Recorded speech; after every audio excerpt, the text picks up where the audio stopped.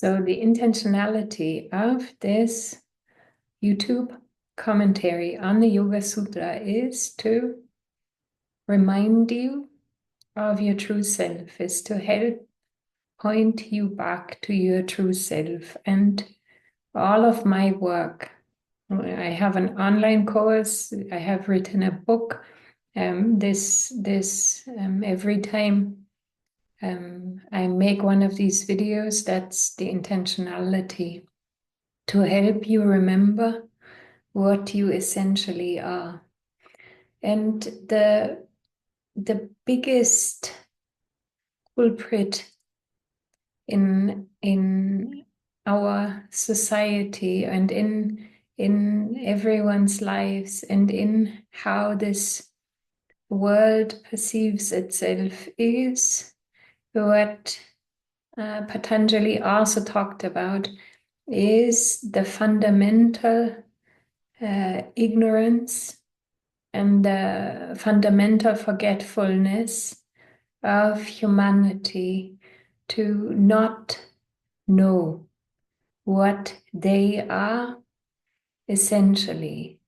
And when I say not know what you are essentially, I mean really this experiential revelation, your experiential realization of your true nature, of your essential nature.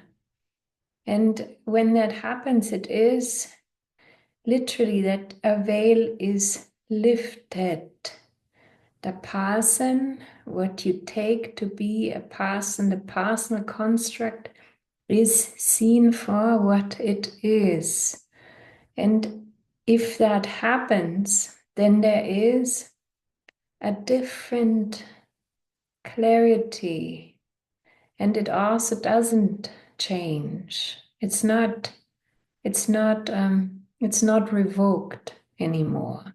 And what you're finding as you actually realize your essential nature is that your nature, who you are, what you are, is already fulfilled and intrinsically happy. And that obviously relieves you from a lot of the things that are actually part of the ignorance, namely that you are trying to find fulfillment outside of yourself, and you're seeking that kind of fulfillment in on all sorts of things. You feel that you are fundamentally lacking.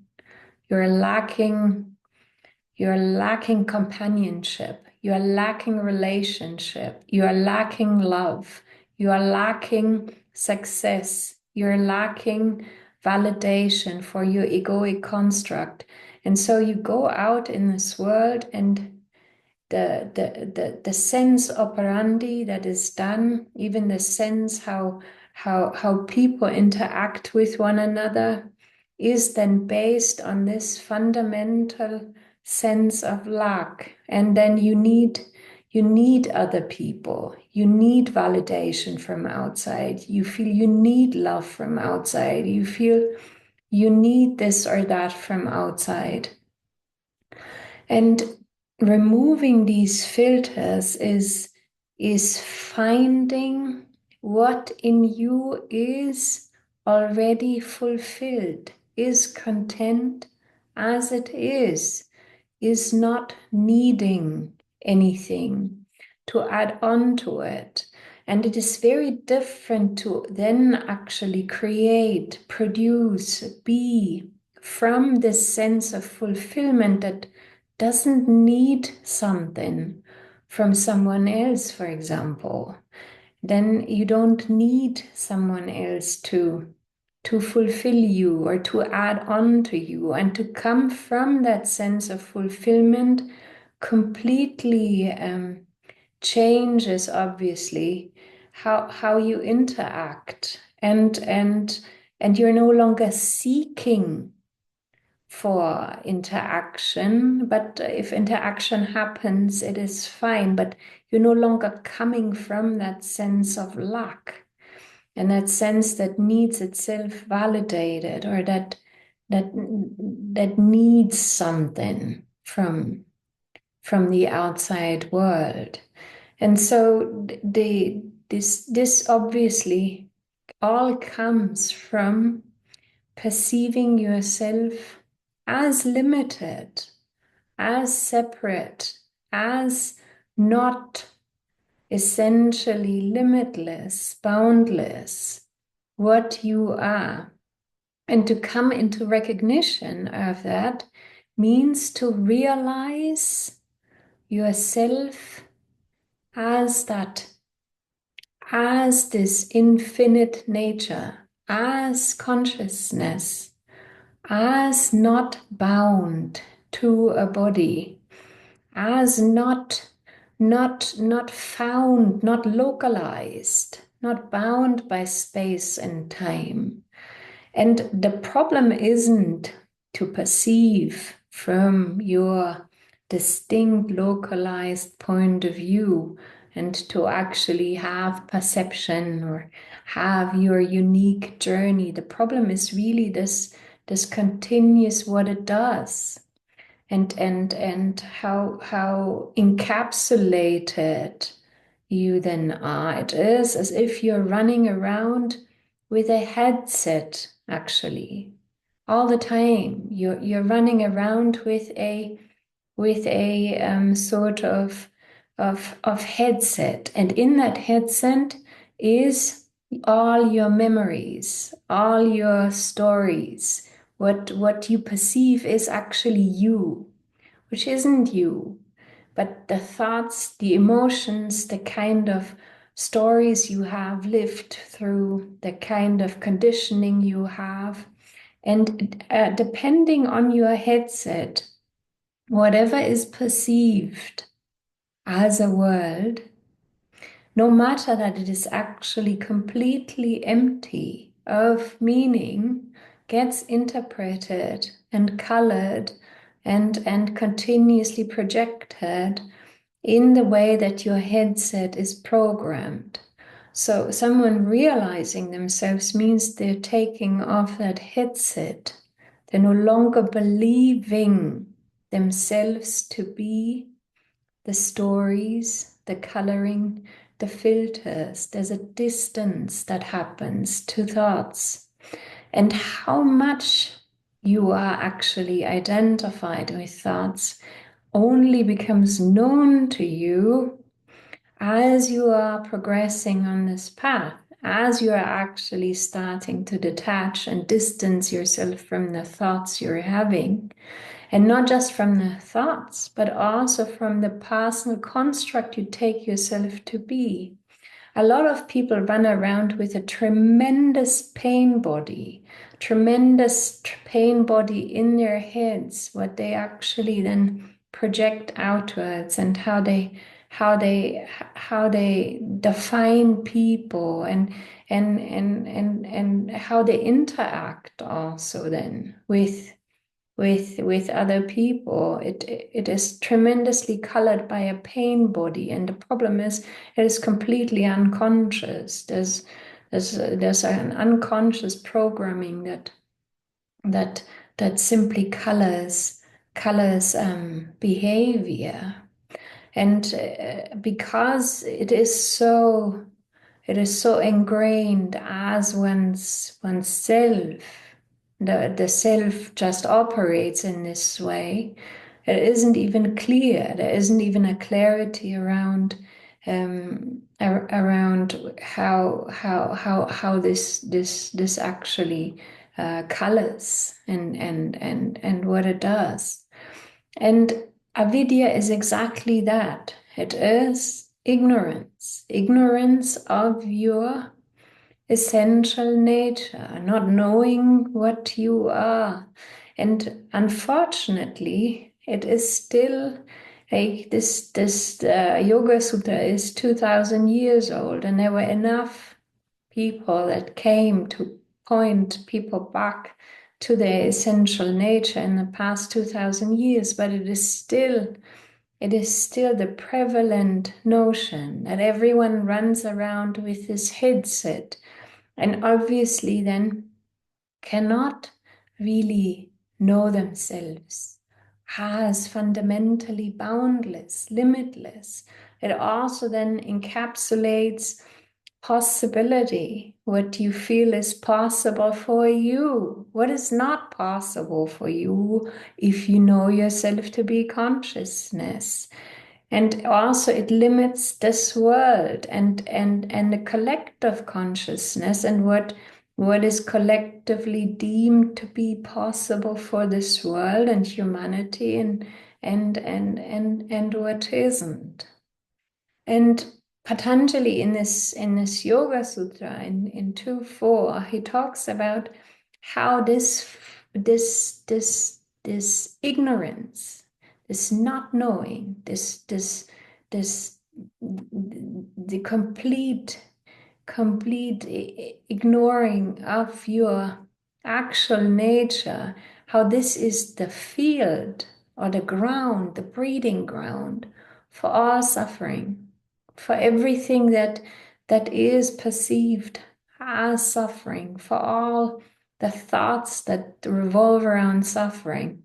And he says that even if people have a couple of years or moments in their lives that are actually good, he says that this ignorance, the what can spring out of it, the suffering that can come out of it, can be full-fledged on.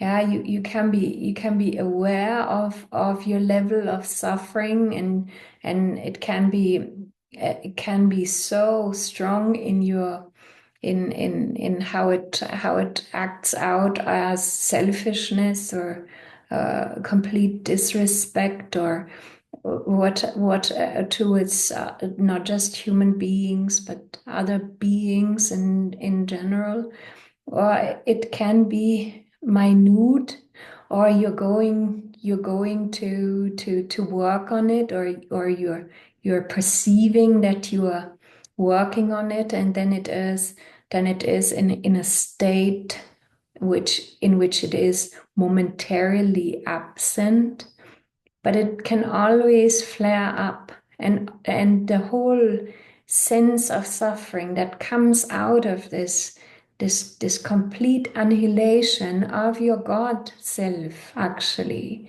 of your boundless nature, what comes out of this continuous perception of one's own limitation and one's own lack, and how small-minded it actually makes a lot of people, that nothing is possible anymore, that I need something from you now, urgently, because I have this inner sense of lack, and then that there is no more freedom perceived, actually, and no more neutrality, and no more sense of acceptance. It is then all seen through the headset continuously and causing a lot of suffering. And to start to actually recognize that within yourself, within oneself, a lot of the patterns that I had that were causing my suffering or my contraction or my own perceived sense of lack actually only became more clear as I started observing thoughts, as I started detaching from all sorts of things that are happening within awareness, when I started to actually abide as awareness, and a lot of the things also then get revealed to you, like all the unnecessary kind of structures or patterns, or what is actually not really in congruent with this understanding of what you essentially are.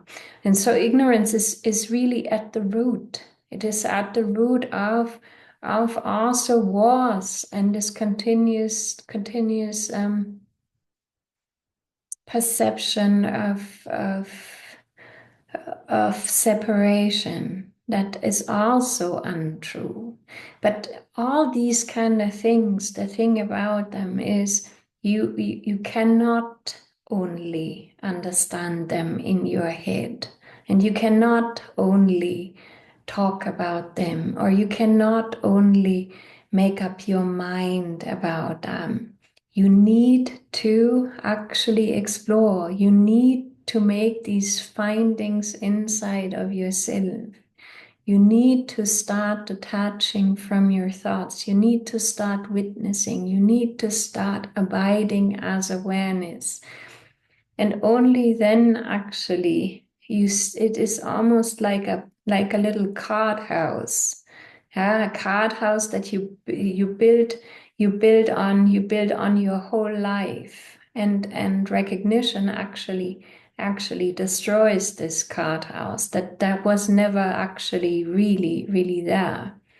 But the sense of detaching from, witnessing, seeing how thoughts dominate, seeing patterns, seeing not just observing this is happening inside of my mind as a pattern, seeing how the person is constructed, how your whole person is constructed. You seeing how the world arises in you, becoming experientially aware of that as you abide as awareness, for those of you that are practicing meditating in that way. Become aware how the world arises within you, you as awareness.